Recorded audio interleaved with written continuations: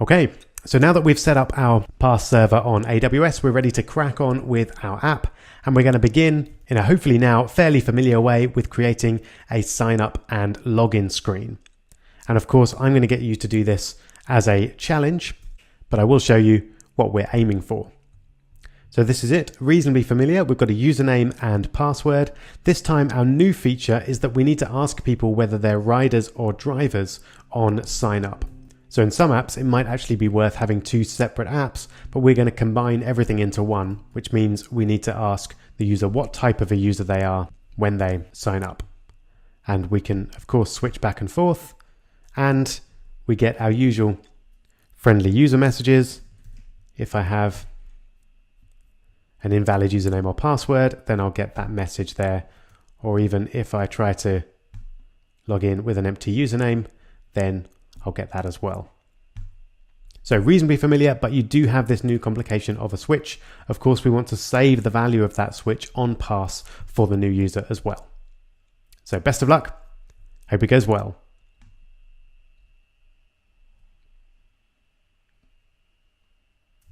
I'm going to start, of course, over in main storyboard, and here is where we'll set up our scene. So as usual, we're going to keep things pretty simple, dragging in a label for our title. We do have to be quite zoomed in to allow that.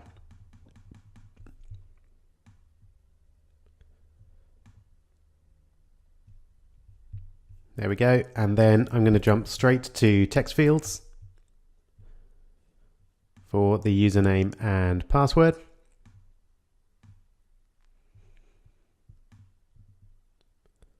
And we will go for username rather than email address this time.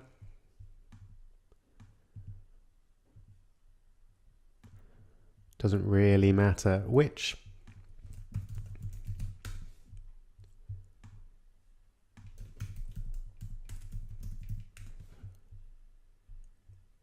Don't forget your secure text entry for the password. And as before, I'll put in some default text to make it quicker to sign up. And then we'll add our new feature for Uber, and that is going to be our switch. And this, of course, will allow users to switch between being a rider or a driver. There we go. And then we'll have a button to sign up.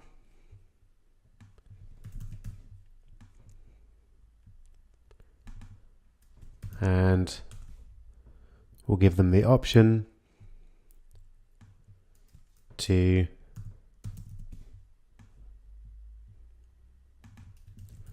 switch to login.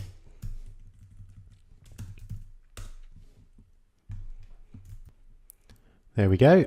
And just so we don't forget how to do it, let's set up our constraints. So Uber is going to be given a top constraint and a width, and it's going to be centered horizontally.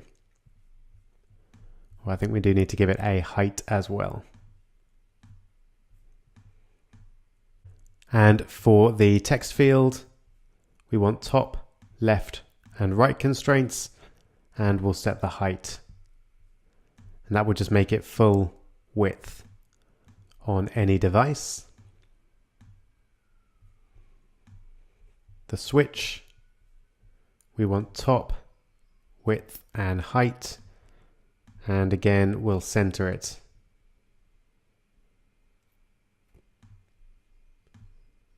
In the container. So the driver, we're going to set the top, left, width, and height.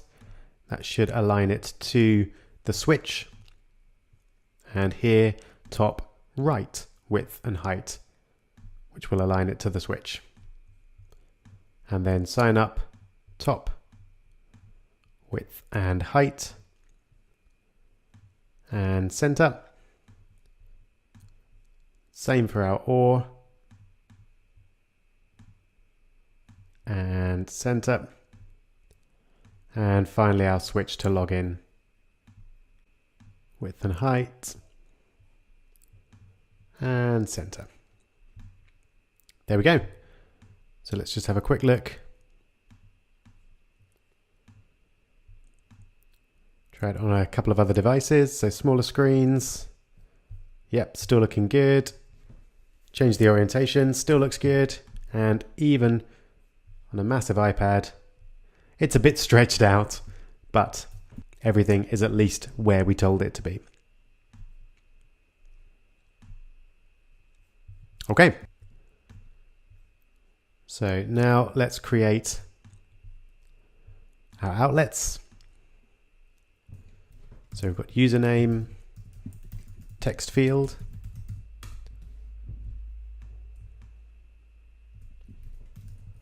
password, text field. Now I'm going to call this switch an is driver switch.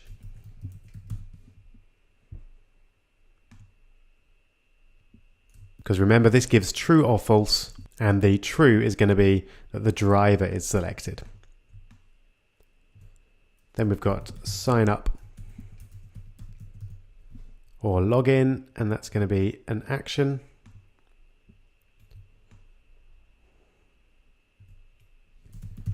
We'll need the same as an outlet so that we can change the wording later on. And similarly here, I'll call it sign up switch button, and finally switch sign up mode, and that will be an action. Okay. And before we go on to viewcontroller.swift, let's just quickly comment out enable automatic user. And I'm going to add a line here. We could do without this, but it makes life a little easier. I'm going to change the default ACL to get public write access and set that equal to true. And that will mean that all the objects that we create will be writable by any client. And that's going to be very useful further down the line when we're working with user and driver locations. Okay, so now we're ready to build our login system. I'm going to bring in an alert this time.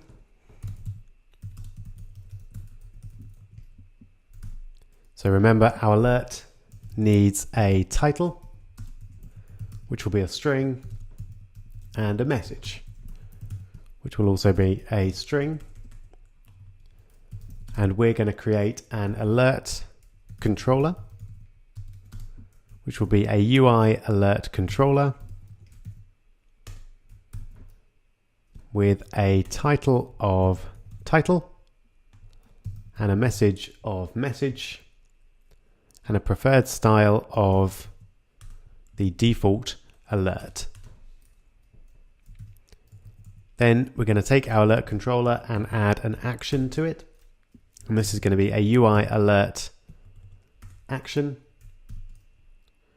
with a title of OK, a style of default, and a handler of nil, because we don't need anything to happen when the button is tapped. And then we'll just present that to the view controller.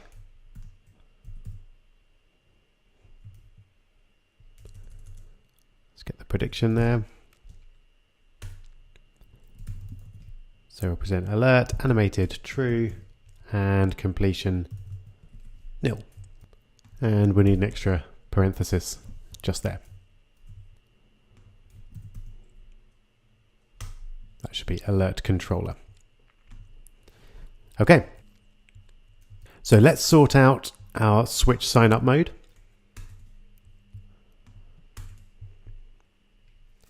So we'll start off by saying that sign up mode is on. So we'll make that true. And we'll look for sign up mode being true. If it is, that means we want to change to login mode. So that means changing our sign up button to login and changing the switch to say switch to sign up. So we want to sign up or log in, and we want to set the title of that to log in for the default UI control state. We want to take the sign up switch button and set the title there to switch to, actually did I say switch to? Yes, so it's going to be switch to sign up. And we also want to change the sign up mode itself. So sign up mode is now login, so it's false.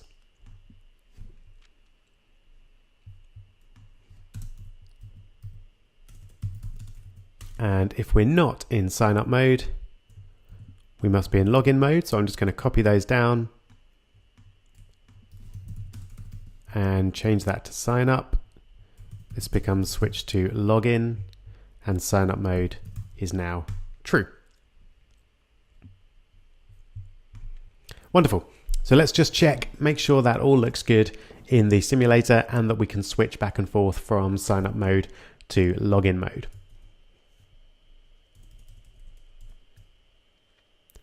You'll hopefully notice the advantage of doing this several times, that it now becomes almost internalized, that you can do these things without even really thinking about it, which makes development a lot quicker. And there we go. Everything looks good. Let's just test, switch to login mode. Ah, yes. So all good, but we do need to make that button a little wider. So let's make it a little wider and center it again. Of course, we've broken our constraints now. So I'm going to start afresh with the constraints. We'll delete the width and height there, and also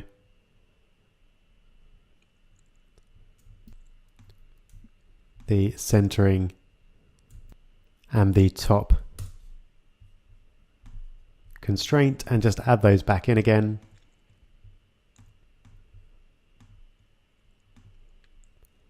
And center, and there we go.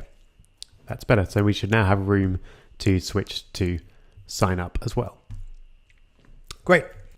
So now we're ready for actually signing up. So let's check to see if we're in sign up mode. In fact, before we do that, let's check for the existence of username text field and password text field values. So if username text field dot text is empty, or password text field dot text is empty, then we'll do display alert error in form, and username and password are required.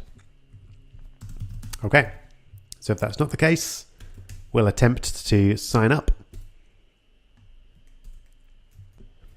And you'll remember, we do this by creating a user.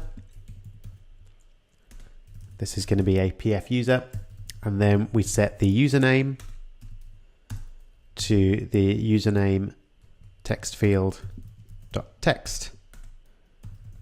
We set the password to password text field dot text, and we set this time user is driver. This is going to be equal to is driver switch dot is on. So that's either going to be true or false depending on whether the switch is on or off or pointing at the driver or not. Then we're going to attempt to sign up the user in the background with a block. And then, as usual, we'll look for success and error. And we'll start by looking for an error message.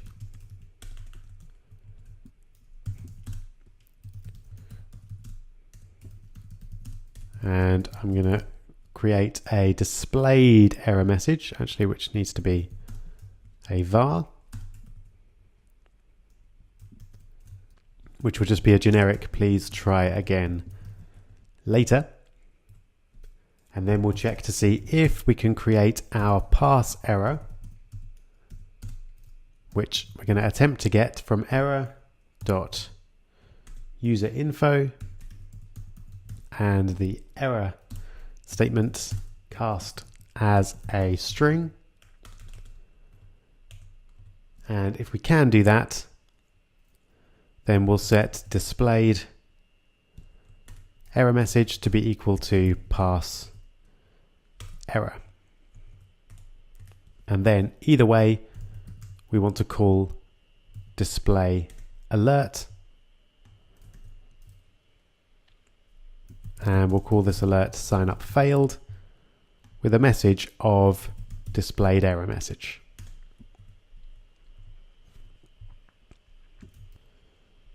Okay, and else for now we'll print sign up successful. All right, worth a try I think before we build the login mode. Actually, just before we run that, I'm going to remove the app from the simulator so we don't get problems from when we ran it earlier with the automatic user enabled. And I've actually got a crash here, which I thought I'd leave in because it's something that you might come across. It's a mysterious message saying this class is not key value coding compliant for the key is driver switch. And usually when you get that message, something to do with your outlets. And you may have actually been able to predict this message as you were watching the video. What I've done is I've used exactly the same name for sign up or login, the action, and sign up or login, the UI button. And we can't have that. Can't have two variables pointing to the same thing. So I'm going to remove the outlet sign up or login like that, and then I'm going to recreate it using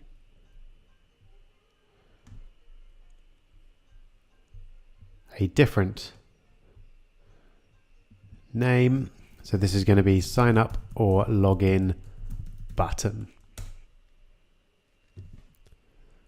There we go. And then I just need to update that to sign up or login button. And fingers crossed that should fix the problem.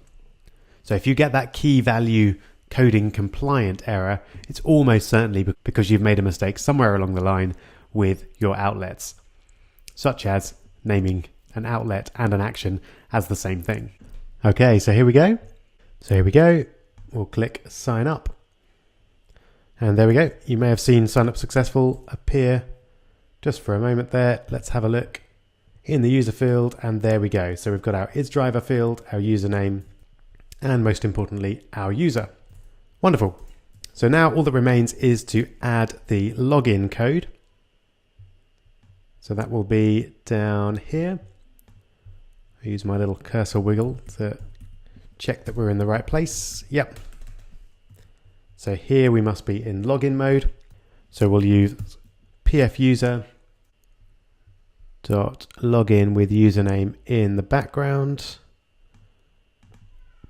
And we want a block. So the username, is username text field.text. We need to force unwrap that. And then we've got password text field.text for the password.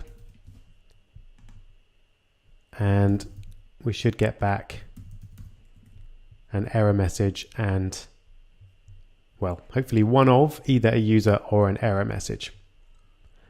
And we can just copy the code down here. And I'll just change that to login successful. All right. So now we already have our Rob user. So we should be able to see the error actually if we try and sign in as Rob or sign up as Rob. Here we go. So if we try and sign up as Rob, we get sign up failed. Excellent. And worth mentioning here that you might want to, in some cases, edit the pass error messages because you probably don't want the user seeing that. You want a rather more friendly user already exists or something like that. If we try and log in with that user, then that looked like it worked fine.